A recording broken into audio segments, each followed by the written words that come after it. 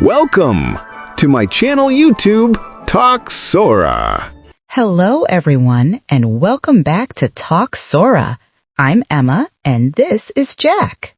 Hey there, listeners. Great to be back in the studio. I hope you all had a relaxing day yesterday. Maybe more relaxing than mine.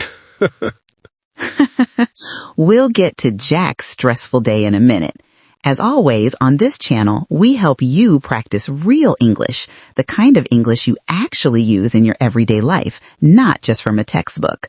Our goal is to make you sound natural and confident. And don't forget the most important part. That's right. If you like our videos and you find this content useful for your English learning journey, please remember to subscribe to the channel and give this video a like. Hitting that like button helps us reach more learners just like you. Yes, thank you. It only takes a second, and it makes a huge difference to us. We really appreciate your support. Okay, Jack, let's dive straight into our deep small talk for today. I need to know everything about your day yesterday. I mean, everything. Did you finally manage to stick to your resolution and drink less coffee? Oh, Emma, you had to ask about that, didn't you? It was a disaster. I started off with the best intentions. I really did. I woke up at 7:15 a.m., and instead of heading straight for the espresso machine, I made myself a large glass of warm water with a slice of fresh lemon. That sounds perfect. A great habit to start the day with. So, what happened? Give me the specific details. How did you cave in? Uh-oh, that's the classic withdrawal symptom, Jack. Exactly.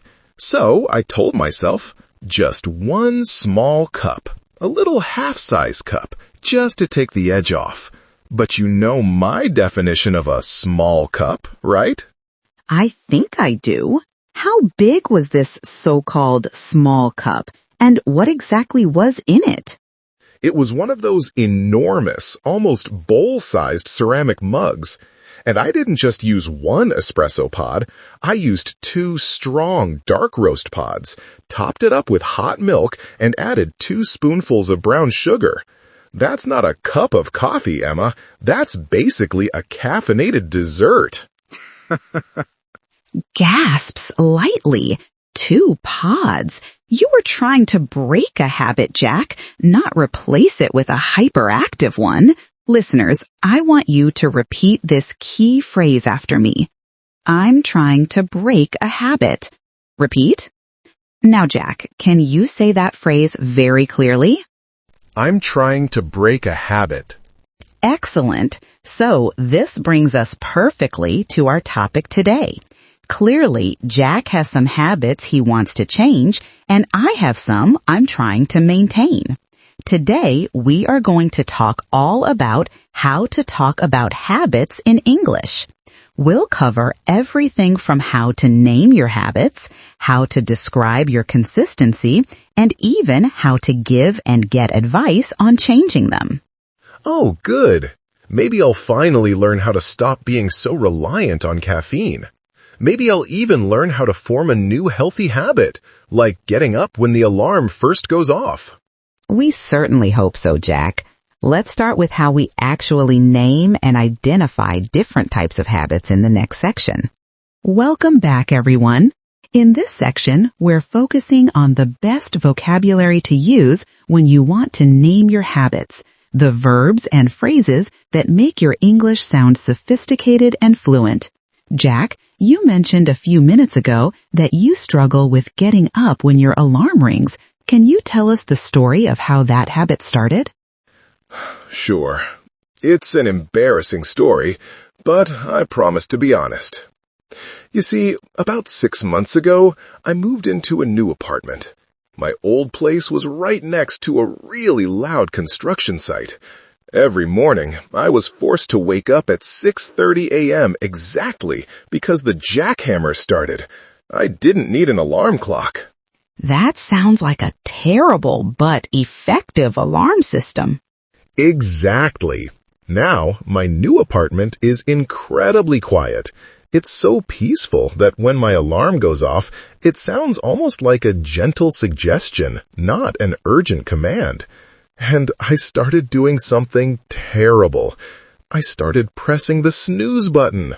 Ah, the deadly snooze button. How often did this happen at first? Tell us the sequence of events this morning, for instance. Be extremely specific. This morning? Oh, this morning was rough. My first alarm was set for 7 a.m. I pressed snooze immediately. That gave me 9 extra minutes of glorious, soft sleep. The second alarm rang at 7:09 a.m. I pressed it again.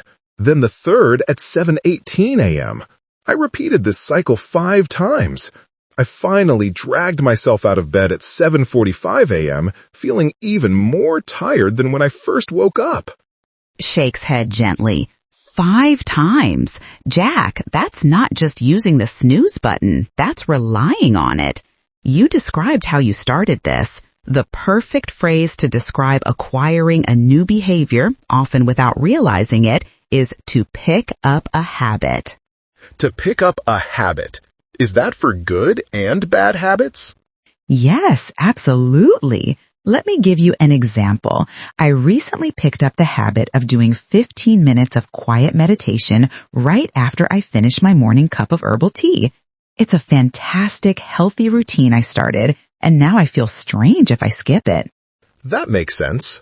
So, for me, I guess I picked up the bad habit of pressing the snooze button after I moved into my quieter apartment. Precisely. Listeners, please repeat this phrase after Jack and me. Say it slowly. To pick up a habit. Repeat. Great. Now let's talk about another piece of vocabulary. You mentioned that the new habit makes you feel more tired. When a habit becomes so strong, we can say someone has a tendency to do something. It implies a strong inclination or likelihood. Has a tendency to. So, I have a tendency to drink coffee when I am stressed, for example.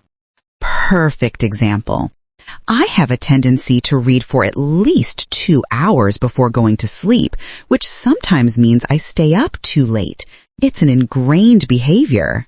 Now, Jack, can you use this phrase to talk about your coffee habit from yesterday? I want a long sentence with lots of details. Okay, let's see. I have a tendency to ignore my initial resolutions about caffeine, especially when I see my big ceramic mug waiting on the kitchen counter, which leads me to brew a triple-strength cup of dark roast coffee. Excellent, Jack. Listeners, repeat the full phrase. I have a tendency to. Say it clearly. Our third piece of vocabulary, Jack, is for your extreme case. To be addicted to. While we often use this for serious things, in casual conversation, we can use it to describe a deep reliance on something less serious, like a show, or even, Jack, the snooze button. You are totally addicted to those 9 extra minutes of rest. It sounds so dramatic, but it's true. I am addicted to that brief moment of quiet before the next alarm starts. It gives me a little rush of happiness. Well, I am addicted to finding new vintage cookbooks at my local market every Saturday, even though my kitchen shelves are already completely full. I simply cannot stop myself from buying them. See, Emma? Our addictions are exactly the same. Listeners, repeat after us, using the full structure. I am addicted to. Say it. Very good. So, Jack, you've picked up the habit of snoozing because you have a tendency to sleep in, and you are arguably addicted to the snooze button. Let's explore the difficulty of changing these habits in the next segment. Welcome back, everyone. In this section, we are going to learn how to use advanced vocabulary, specifically adverbs, to talk about how often you do something or how consistent your habits are. This is where Jack and I are complete opposites. That's a diplomatic way of putting it, Emma. I think you mean, this is where Emma is a perfect robotic model of consistency, and Jack is a chaotic but lovable mess. Not chaotic, Jack, just less predictable. Let's compare two habits, my reading habit versus your exercising habit. I read for enjoyment daily, sometimes for hours. I consider it a deeply ingrained habit, something that is completely established and difficult to change.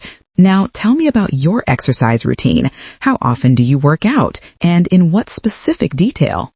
My exercise routine? Well, I exercise, you could say, sporadically. That's a good word, right? Sporadically. It means occasionally or irregularly. For example, this past week, I had a sudden burst of motivation on Monday afternoon around 3:30 p.m. And what did that burst of motivation involve? Be specific, Jack. I put on my newest, brightest blue running shoes, my slightly dusty workout shorts, and I ran exactly 2 kilometers. I stopped right at the corner where the bakery is because the smell of cinnamon rolls was too powerful. 2 kilometers. That's a good start. It was. But then Tuesday, Wednesday, and Thursday, I did absolutely nothing. 0 exercise. On Friday, I felt guilty, so I did 10 minutes of stretches while watching TV. I don't think that counts as a serious workout. So you act sporadically. I act consistently and habitually. Listeners, let's focus on that first powerful adverb Jack used, sporadically. Say it with me, sporadically. Now, Jack, why do you think you act sporadically? Why is it so hard for you to be consistent? Why? That's the million-dollar question, Emma. I think it's because I always aim too high. When I start, I tell myself, I must run 5 kilometers every single day. When I miss one day, I think, well, the whole week is ruined now, and I just stop altogether. It's an all-or-nothing mentality. Why do you have that all-or-nothing mentality? Why can't you say, I will just walk for 15 minutes today, even if I missed my run? Why? Maybe because I see you, Emma, reading consistently for 2 hours every night, and I think I need to achieve perfection immediately. I'm not able to manage a small, simple routine. That brings us to another key adverb, consistently. When you do something consistently, you do it in the same way, at the same rate, for a long time. My reading is a consistent habit. I do it at 9 p.m. every night without fail. So I sporadically hit the gym, and you consistently finish an entire novel every week. I understand the vocabulary, but I'm clearly doing it wrong. The third adverb is habitually. If you do something habitually, it means it's done regularly as a habit, almost automatically. I habitually drink green tea in the afternoon. I don't even have to think about it. Okay, Jack, let's do a shadowing drill to practice these concepts. We need to repeat these sentences to help the listeners internalize the rhythm and the advanced adverbs. Listen to this sentence again. I habitually check my phone first thing in the morning, which is a difficult routine to break. I habitually check my phone first thing in the morning, which is a difficult routine to break. Excellent, Jack. Now listeners, repeat after Jack. Say the whole sentence out loud. While she consistently wakes up at dawn, he sporadically attends his morning exercise classes. While she consistently wakes up at dawn, he sporadically attends his morning exercise classes. Good pacing, Jack. Now your turn, listeners. Say that long, descriptive sentence. Even though I have a tendency to pick up bad habits, I am trying to focus on being consistent this month. Even though I have a tendency to pick up bad habits, I am trying to focus on being consistent this month. Fantastic! Listeners, one last time, repeat that key sentence.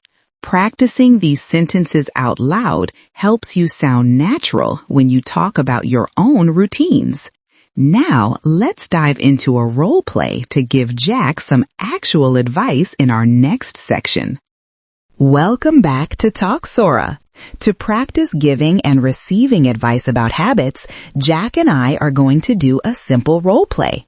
I will be your habit coach, and Jack will be a slightly overwhelmed client trying to form a new healthy habit.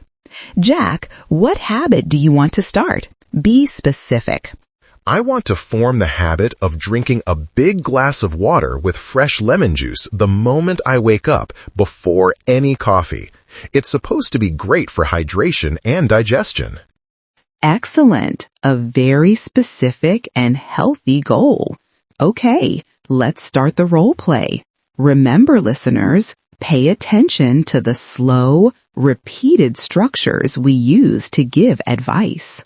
Good morning, Jack. So, tell me about this new habit you're trying to build. We call this stacking a habit, placing a new habit immediately after an existing one. Good morning, Coach Emma. The habit is drinking a large, chilled glass of lemon water immediately after I turn off my alarm. The problem is, I wake up, I see the coffee machine, and I have a tendency to completely forget about the water.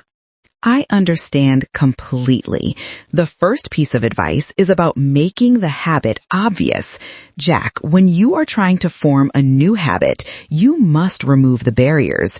Tell me, what is the exact process of making your coffee? Be extremely detailed. The coffee process? I stumble into the kitchen, grab the coffee mug, the one that says, "Don't talk to me," and then I open the refrigerator to grab the cold milk, and then I put the pod into the machine. It takes maybe 45 seconds in total. See? It's too easy. Now, let's make your new habit even easier. To ensure you stick to this routine consistently, you need to prepare everything the night before. Everything. Okay, Coach.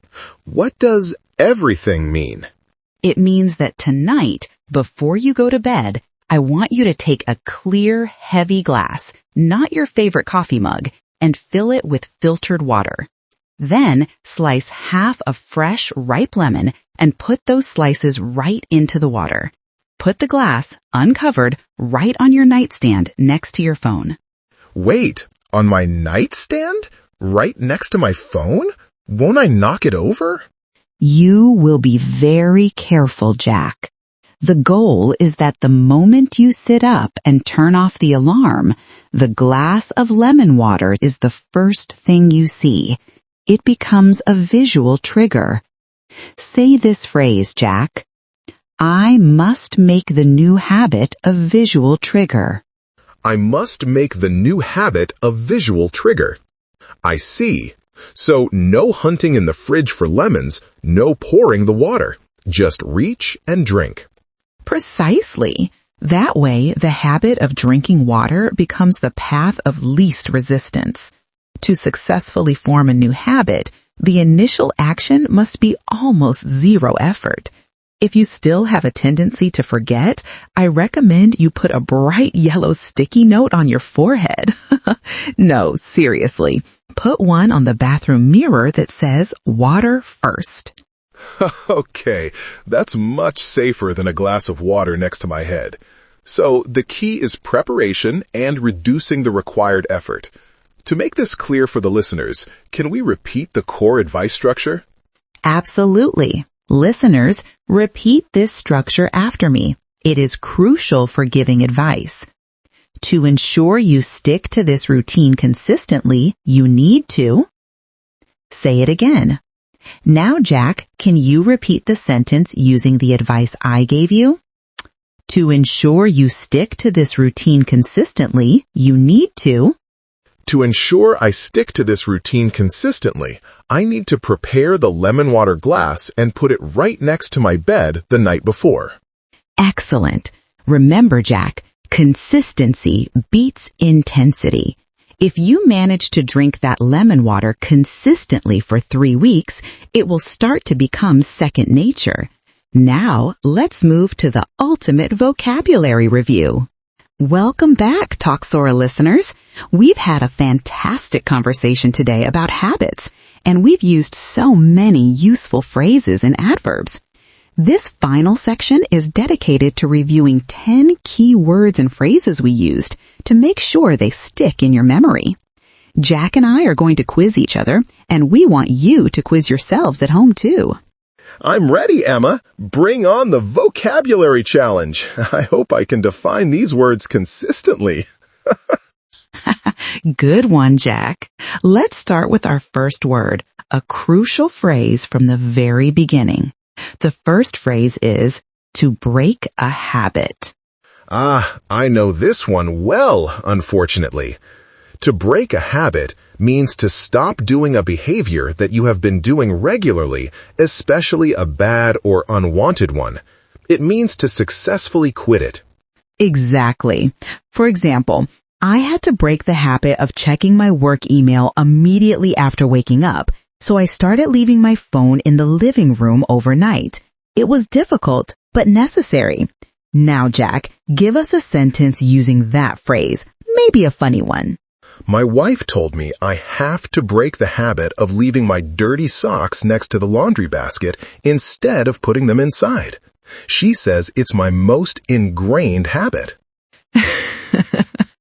Listeners, repeat the phrase slowly. To break a habit. Repeat. And again, at normal speed. To break a habit. Next up, let's review the verb phrase we used to talk about acquiring a new behavior. Word number 2, to pick up a habit. Your definition, please, Jack. To pick up a habit means to start doing something new, often accidentally or without serious intention at first. It's usually something that sneaks its way into your routine. That's spot on. Here is a long example. Since I started walking home from work, I have picked up the habit of listening to classical music, something I never did before, and now I find it very relaxing. Since I started baking bread, I have picked up the habit of eating an entire loaf in one evening, which is probably not the healthiest habit to acquire. Repeat, listeners, slowly. To pick up a habit. And faster, to pick up a habit. To have a tendency to. This phrase describes an inclination or a likelihood. If you have a tendency to do something, it means you often do it naturally, maybe even automatically, without thinking much about it. Correct. My neighbor, who is a famous artist, has a tendency to wear incredibly bright, mismatched colors every single day, regardless of the weather or the occasion. It's part of his personality. Now your turn, Jack. A detailed example. When I get nervous before giving a presentation, I have a strong tendency to drink 3 entire bottles of sparkling water, which inevitably means I have to run to the restroom mid-sentence. To have a tendency to. And now faster. To have a tendency to. Okay, let's talk about the tricky adverbs we learned. Word number 4, consistently. Consistently means doing something reliably and regularly over a period of time without major deviation or interruption. It's the opposite of Jack's workout schedule. Winks. Accurate. Example, my best friend practices his guitar consistently for 30 minutes before he eats dinner, which is why he has improved so much in the last year. If you want to see progress in learning English, you must study consistently for at least 15 minutes every single day. Sporadic study won't give you the results you want. Consistently. And at normal speed, Consistently. Number 5. The adverb Jack introduced, sporadically. Sporadically means irregularly, occasionally, or only in scattered instances. It implies a lack of pattern or commitment. My grandmother, who loves to travel, only calls her relatives sporadically, sometimes calling 5 times in 1 week and then not calling again for 2 months. I sporadically decide to clean my entire apartment at 2 a.m., usually fueled by too much energy drink, and then I don't touch a cleaning product again for 2 weeks. Sporadically.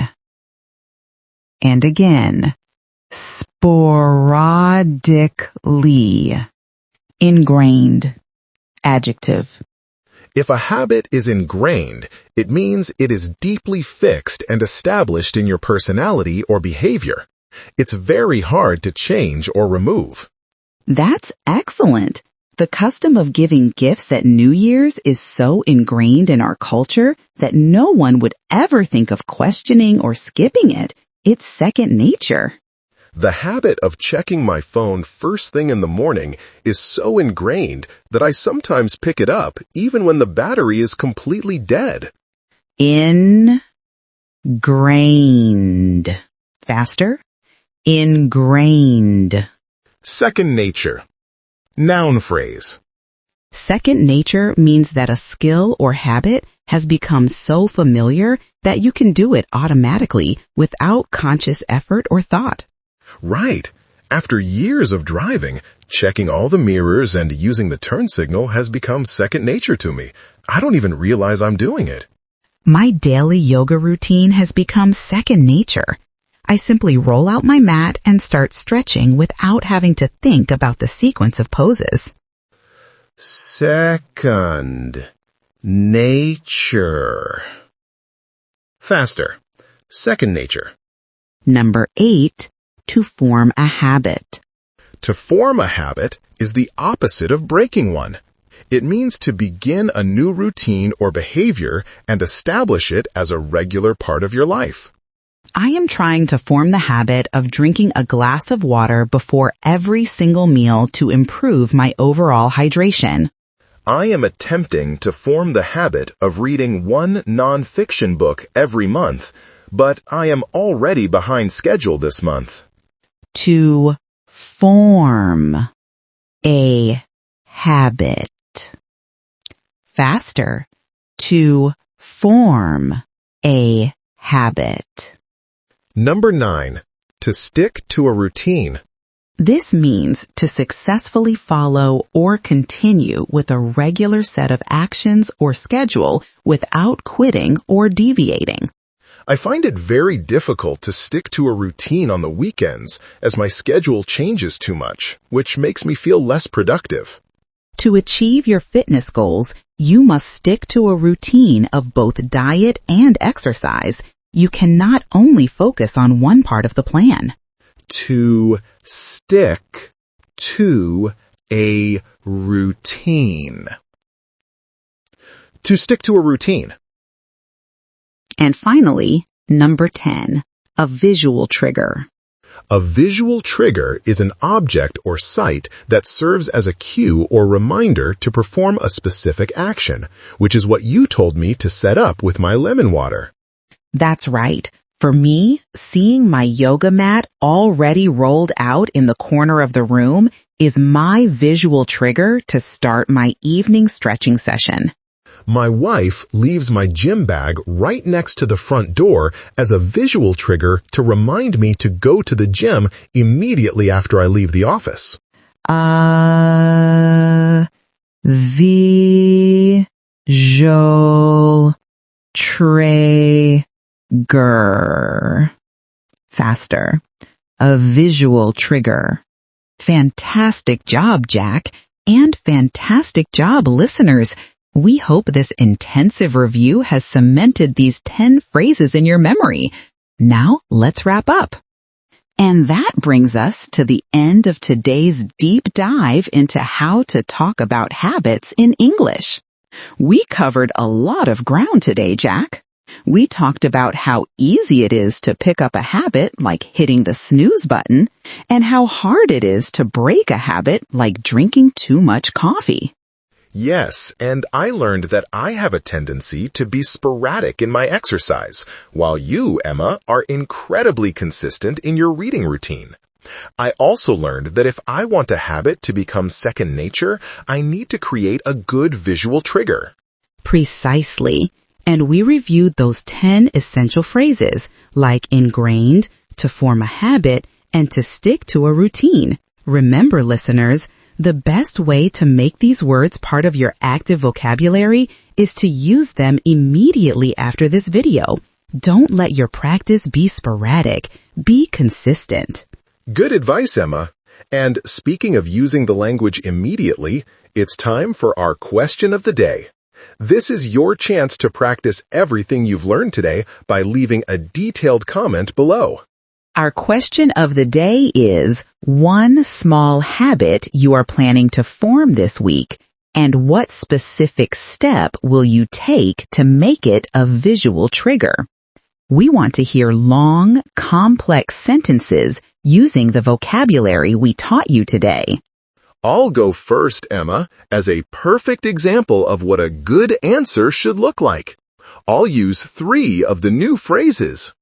Please do, Jack. Give us your long, detailed answer. Okay, this week I am determined to form the habit of making my bed every morning. I have a tendency to leave it messy, which leads to a messy mindset. To ensure I stick to this routine consistently, my specific step is that I will put my charging phone, the one I always reach for, underneath my pillow, forcing me to lift the pillow and see the rumpled sheets, which will act as my visual trigger to make the bed before I check any notifications. That is a fantastic answer, Jack. A great detailed plan using to form the habit, have a tendency to, and visual trigger. Listeners, challenge yourselves to write an answer as detailed as Jack's, or even better. We read every single one of your comments and often respond. Don't forget to use the adverbs like consistently and sporadically. Thank you so much for joining us today on Talk Sora. We hope this conversation helps you not only talk about your habits in English, but maybe even helps you form a new, healthy habit in your real life. If you enjoyed this lesson, please remember to hit that like button and subscribe so you don't miss our next video. We release new conversation practice lessons consistently every week. We will see you next time. Goodbye for now. Bye, everyone. Happy learning.